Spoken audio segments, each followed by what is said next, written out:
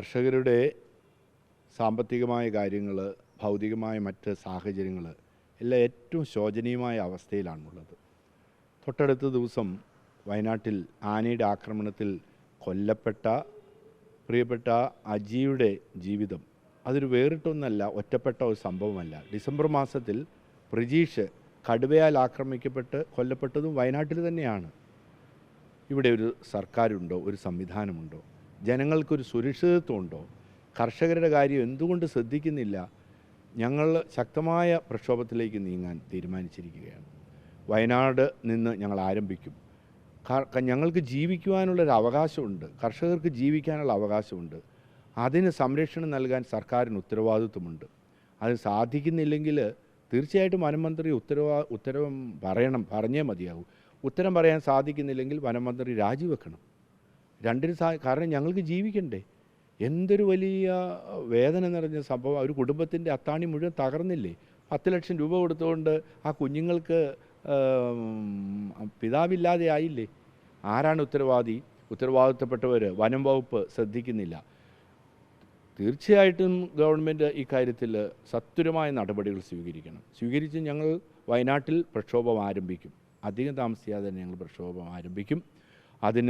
കാരണം ഞങ്ങൾക്ക് ജീവിക്കാനുള്ള അവകാശമുണ്ട്, കർഷകർക്ക് ജീവിക്കാനുള്ള അവകാശം. അത് ആരുടെ ഔദാര്യമൊന്നുമല്ല. ഞങ്ങൾ പാവപ്പെട്ടവരായിപ്പോയി, ഞങ്ങൾ സംഘടിതരല്ല. കാർഷിക മേഖലയിൽ ഞങ്ങൾ ജീവിക്കുന്നു. അതുകൊണ്ട് ഞങ്ങൾക്കിനി സഹായിക്കാൻ ആരുമില്ലാത്തൊരവസ്ഥ വന്നാൽ ഞങ്ങൾ തന്നെ നിയമം കയ്യിലെടുക്കേണ്ട ഒരവസ്ഥ വരും. അത്തരം ഒരു നിർഭാഗ്യകരമായ അവസ്ഥയിലേക്ക് ഞങ്ങളെ വലിച്ചഴിക്കരുത് എന്നാണ് സർക്കാരിനോട് ഞങ്ങൾ അഭ്യർത്ഥിക്കാനുള്ളത്. ഞങ്ങളുടെ ഭവനത്തിൽ കയറുന്ന, ഞങ്ങളുടെ കൃഷിയിടങ്ങളിൽ കയറുന്ന മൃഗങ്ങളെ ഞങ്ങൾക്ക് ഇല്ലാതാക്കാനുള്ള അവകാശം ഞങ്ങൾക്കുണ്ട്. കാരണം ഞങ്ങളുടെ കൃഷിയിടങ്ങൾ സംരക്ഷിക്കണ്ടേ. സർക്കാർ അത് ചെയ്യുന്നില്ലെങ്കിൽ ഞങ്ങൾ തന്നെ അത് ചെയ്യും. അപ്പോൾ ഞങ്ങൾ നിയമം കയ്യിലെടുത്തെന്ന് പറഞ്ഞ് ഞങ്ങളെ ആക്രമിക്കാൻ പലരും വരും. കപട പരിസ്ഥിതിവാദികളും മറ്റുള്ളവരും എല്ലാം വരും. ഞങ്ങൾ വഴങ്ങുകയില്ല. ഞങ്ങൾ ശക്തമായ പ്രക്ഷോഭമായിട്ട് നടപടികളുമായിട്ട് മുന്നോട്ട് നീങ്ങിയ ഇനി ഒരാൾ ആക്രമിച്ച് കൊല്ലപ്പെടാൻ ഞങ്ങൾ അനുവദിക്കുകയില്ല. തീർച്ചയായിട്ടും വയനാട്ടിൽ പാർലമെൻറ്റിൽ കർഷകരുടെ ഒരു പ്രതിനിധി ഉണ്ടാകും. ഞങ്ങൾ അതിജീവനത്തിൻ്റെ 62 സംഘടനകൾ, അതിജീവന സംഘടനയാണ് കർഷകരുടെ 62 സംഘടന പ്രതിനിധി അവിടെ നിർത്തിയിരിക്കും. ഞങ്ങൾ കർഷകർ ഒന്നിച്ച് ഈ ലോകസഭാ ഇലക്ഷനിൽ അവിടെ കർഷകരുടെ പ്രതിനിധി ഉണ്ടായിരിക്കും. തീർച്ചയായിട്ടും അവിടെ ഞങ്ങൾക്ക് ജീവിക്കാനുള്ള അവകാശമുണ്ടെന്ന് ഞങ്ങൾക്ക് അത് മറ്റുള്ളവരോട് പങ്കുവെക്കുകയാണ്. ഞങ്ങൾക്ക് ജീവിക്കാനുള്ള അവകാശമുണ്ട്. ഞങ്ങൾ പാവപ്പെട്ടവരായി സംഘടിതരല്ല എന്ന് കരുതി ഞങ്ങളുടെ കാര്യം ഇവിടെ ശ്രദ്ധിക്കാൻ ആളില്ലാതെ വന്നാൽ എത്രയോ നിർഭാഗ്യകരം. റേഡിയോ കോളറടക്കം ഘടിപ്പിച്ചിരിക്കുന്ന ആനയാണ് വീട്ടിൽ കയറി ആക്രമിച്ച് ഒരാളെ കൊലപ്പെടുത്തുന്നത്. വനവകുപ്പ് പൂർണ്ണമായും പരാജയപ്പെട്ടു. വനംവകുപ്പ് തീർച്ചയായിട്ടും അതിനെന്താണ് ഇനി മറ്റൊരു ഉദാഹരണം ആവശ്യമുള്ളത്?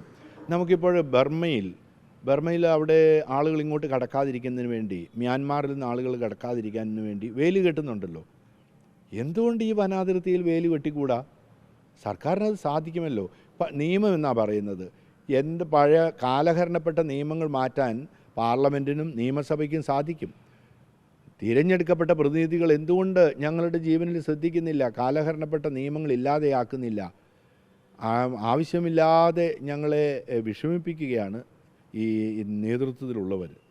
കൃത്യമായിട്ട് ചോദിക്കുന്നത്, വനംവകുപ്പ് റേഡിയോ കോളർ ധരിപ്പിച്ച് ആനയെ ട്രാക്ക് ചെയ്യാൻ പോലുള്ള സംവിധാനം ഇല്ലാതാകും. വീണ്ടും ഇങ്ങനെ വെടിവെച്ച് റേഡിയോ കോളർ ഘടിപ്പിച്ച് വീണ്ടും വനത്തിലേക്ക് വിടുന്നതുകൊണ്ട് എന്താണ് സാധ്യത? അത് ഏറ്റവും പരാജയപ്പെട്ട ഒരു വകുപ്പ് തന്നെയാണ് വനം വകുപ്പ്.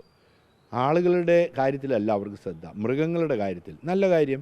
പക്ഷേ എപ്പോഴും ഭരണഘടനയിൽ ഞങ്ങൾക്ക് വാഗ്ദാനം ചെയ്തിട്ടുള്ള സുരക്ഷിതത്വം ഉണ്ടല്ലോ, അതിനെ നിഷേധിച്ചുകൊണ്ട് എന്തൊരു വനം വകുപ്പാണ് ഉള്ളത്? അതിനെന്ത് പ്രസക്തിയാണുള്ളത്? അതുകൊണ്ട് വനം വകുപ്പുകാർ നിരുത്തരവാദിത്വമായ രീതിയിലാണ് ഇത്തരം കാര്യങ്ങളെ സമീപിക്കുന്നതും ഇതിനോടുള്ള പരിഹാരം കണ്ടെത്തുന്നതും.